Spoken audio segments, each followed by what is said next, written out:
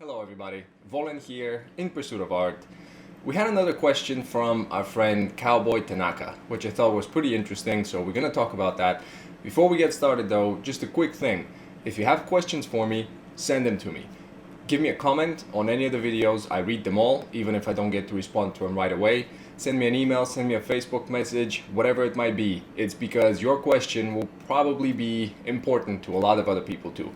A lot of times I forget the things that I've already done. So when someone has a question for me, I'm like, oh, I remember that thing. That was really that was really important. I really should talk about that. But I've forgotten about it. It's been so long ago that I've struggled with it that that's maybe that's not important to people. No one talks about it. So your questions remind me of what's important, and it also helps a lot of other people, and it also makes it more targeted so that you get what you need rather than me just trying to come up with weird things to talk about. Okay, so on to the question now. He's asking, how do you make yourself study things that you don't like? That's basically the gist of the question. How do you make yourself study the hard stuff? How do you do stuff that you're not good at, that you don't feel like doing? That's the gist of it.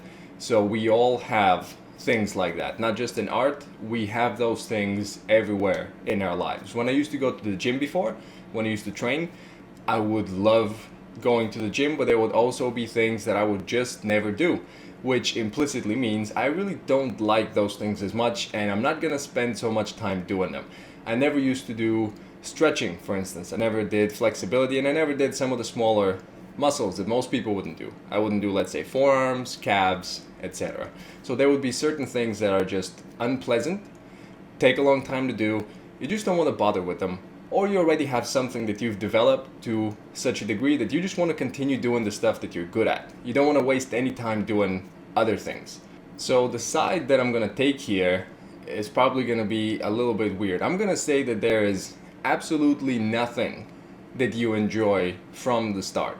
In order for something to become pleasurable to such a degree that you just want to do it over and over and over again, and you get to have that compound increase because you like doing it, you can't wait to do it again, and each and every time you do it, you get better, and then you do all the side things around it that each and every one of those improves everything else too.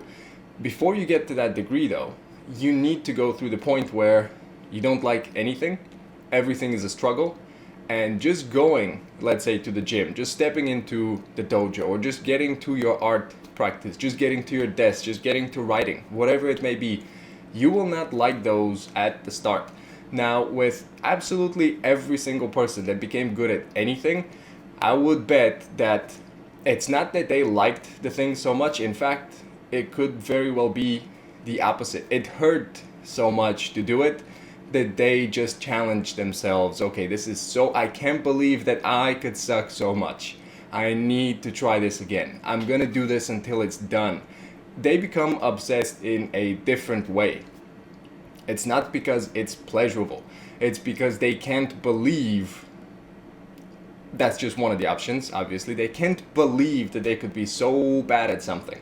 So what I'm trying to give you by this example is to just say, it doesn't necessarily have to feel right. It doesn't even necessarily have to feel like you'll ever be able to do that. You could go the complete opposite way and say, I'll never be able to do that. I'm going to try as hard as I can to get this done. Every single writer that ever started to write had a very long period of time where they really, really sucked. While they were doing, if you've ever read Steven Pressfield, by the way, that long period, I think Robert Greene calls it the 10 dark years. There's always a dark period when no one knows the person, they're just doing their work, and they suck. Now, if you've ever read Steven Pressfield, he's written the book, it's called The War of Art. I tried to tell myself, don't mess those up. So it's The War of Art. It's a book about creatives, and it's very, very popular amongst writers, comedians, anything. If you ever listen to the Joe Rogan podcast, he's on there. So you could just listen to some of the guy's things and just get familiar with the story. He was running away from writing, basically, up until about the age of 40 something. He was sleeping in his car, he was doing just marketing jobs and doing some form of writing, but not the writing that he wanted to be doing. So he was struggling to just get to work. Getting to work is always going to be a struggle. There's always going to be things that you are better at and certain things that you are worse at. And the whole point now, I started this thing with saying that when I used to go to the gym, I didn't do certain things. I didn't do stretching. I didn't do my forearms. I didn't do smaller muscle groups. Now, almost exclusively, the only things that I do are things that I didn't used to do. It's not that those things changed, right? That's what I'm trying to say here. Those things that you don't feel like doing, it's not that those things are in some way bad or even incompatible with you. It's that your thinking, most likely, is incompatible with those things at this time. What I mean by that is that if you feel yourself to, let's say, be proficient at something, and you're guarding that ego of I'm good at portraits, or I'm good at values, I'm good at painting, and let's say that you decide that you will be jumping into design, or that you'll be doing perspective, or you'll be doing something new. If you cling to the image of I am good at this thing, and this defines me as a person, as an artist, my ego's invested in it, I need to feel that I'm at this level, that I'm this good. If you start something new, you're going to be over here, whereas you used to be over here. Now, if you're not okay with being here, this thing will be very unpleasurable. Again, there's two ways to do it. One is to just change your perspective about why this is important. If you manage to convince yourself that this thing here will push this here, so every single step you take here will be elevating this other skill set that you already have. If you manage to just reframe what is it you're doing. So with me, for 3 years, I avoided as best I can doing design, lines, and a couple of other things. So I did 3D instead, thinking that, okay, that'll save me from having to do too much perspective, having to go too in depth. I also, let's say when I found photo bashing, I thought, okay, well, I don't have to go too deep into design. I can still pull something off that's okay, but I don't have to like really, really dive in and get better. And I don't have to do lines. I don't have to learn to sketch stuff. I can just do it in 3D. So at the time, when this was kind of the unconscious mental process of I can just do without, really, I don't need to do that. I can manage without. At that time, I was trying as fast as I could to claw my way up to a point where my work is okay, so that, I feel that I can do this thing, because when I started again, I'd never ever drawn before. So if I climb up as fast as possible, I know that it's possible, right? I know that I could learn. I know that this is something that I could do, that I'm not just wasting time, that I'm not just doing something stupid, etc., etc. So I needed to go as fast as I can to get to a point where, okay, I can see that this is possible. Now that I know it's possible, I can take my time. So basically, those things that I didn't like doing before, I can now reassess and say, wow, those things are actually really, really powerful. I was looking at animals yesterday, at just the outline of animals. And this is something that I would religiously avoid, trying to, let's say, do a line drawing of the silhouette of an animal, because it's incredibly difficult. Anything organic, if you look at nature stuff, it's amazing. The curves, the subtlety of shape, the design of it, every single point has meaning when it's on the silhouette. Every single shape has been tweaked to absolute perfection for it to be aerodynamic, if it's something that flies, or if it's a fish, how it would swim through. Everything has been perfected through millions of years.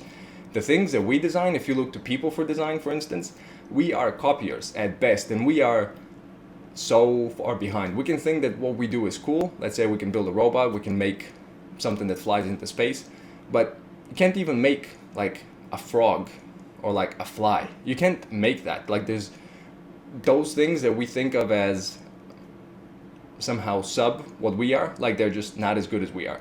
Those things that we see as lesser, we can't even get close to what they are. There is so much complexity there. Staying on track though, doing outlines of all that stuff, it's a nightmare for, I'm sure, 95% of people. It's very difficult. Every single line undulates, it turns, it does all kinds of different curves. It's very, very hard. This is something that I avoided very much, because I didn't want to admit, okay, I really, really suck at this, because I was tied into producing good stuff, because I wanted to know that it's possible, because I wanted to not be making a mistake. Fast forward to now, when I know that it's possible, again, I can take my time now. I can say, this is really cool. This is going to help me learn design. This is going to help me improve my sense of shape. This is going to, putting in the hard work in areas that people don't want to focus in, is going to make me better. So then I can help other people more, I can contribute in ways that other people can't, and I can also make work, hopefully, that most people can't. So going into harder stuff now is like the recipe of what I look for. It's like, what is harder? What is really annoying that people don't want to study? Should I do more 3D? Should I maybe learn coding? Should I try and find some way to do computer generated imagery, but not through 3D, let's say, but through some sort of software? Should I learn MEL so that I can do Maya scripting or whatever? Things that you wouldn't necessarily look for. How about particle systems? Ever tried particles? They suck too. Maybe I should spend some time on that. How about CAD software? So now my mindset has shifted completely to what are those things that I really don't like, that I've avoided doing because I'm sure that other people don't do them too. That could be my advantage. I can help people. And I can make this video because I've had to do everything that I didn't like doing. And when I started art, I really hated every single thing about it because I sucked so much. Every single thing was a struggle. It was a pain, and nothing came. Everything was like a 2-year-old with a paintbrush, just going like this, not even trying. It's like a 2-year-old that's bad at art. Okay, that was me. And it really was painful, but that made me kept coming back and keep coming back and keep coming back because I wanted to just improve. I just couldn't admit to myself that there's something I could suck at. Obviously, I realized that there's 90 billion things that I don't even know about that I'm horrible at.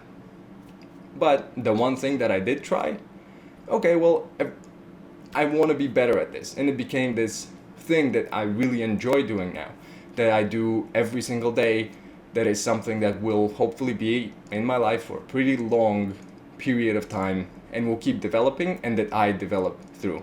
So this became something completely different. So things that are difficult are not really to be avoided. It's not that you don't like them. It's not that you're incompatible with those things, that like your personality is for these things and other people do those things. It's not really that. It's that the way you think about your practice, about yourself, and also the expectations that you have are most likely not compatible with what you're trying to do. If you're expecting good work and it needs to be at this level, you couldn't possibly have something that's way down here. It will be incompatible with your expectations. It will hurt when it sucks. So that's why you have to either find a way to reassess. So those things, they're going to help everything else. That's one way to do it. The other way is set low expectations. Decide that, well, I'm going to do this thing, but just for a couple of minutes. It's going to be hard. I'm just going to try it for 5 minutes, and I don't care what it looks like. I'm just going to do 5 minutes, try it out really quickly, throw away the piece of paper, done. I don't care. I'll just do it every day for 5 minutes. You'll find that the 5 minutes probably don't hurt as much. So you can easily try 10. Try 15. Soon enough, after you get better at it, you're going to get to that stage where it's not going to be as painful. It's going to be that's the beginning of the video. Essentially was anything that you're not good at, you cannot possibly enjoy. It's because there's flow on this side and there's struggle, pure struggle and anxiety on this side. This is the subject of another video though, getting into flow. It's called The Optimal Human Experience. You can look it up. There's a book called Flow, Mihaly Csikszentmihalyi, or Stephen Kotler, The Rise of Superman is another book. You can try these out, amazing stuff. And it's basically the struggle between being completely engrossed in a task, working at it, getting better, or being completely anxious, crippled, can't do anything because it's just so many things are firing in your brain about warning, don't do this, it's really bad, don't do that. Maintain status quo, don't do anything new, it's really hard. That's it for me. Send me your questions, let me know what you're thinking. It helps me make these for you, and let's help some other people, because whatever it is that you have on your mind, I can guarantee you they have on your mind. I'll see you soon.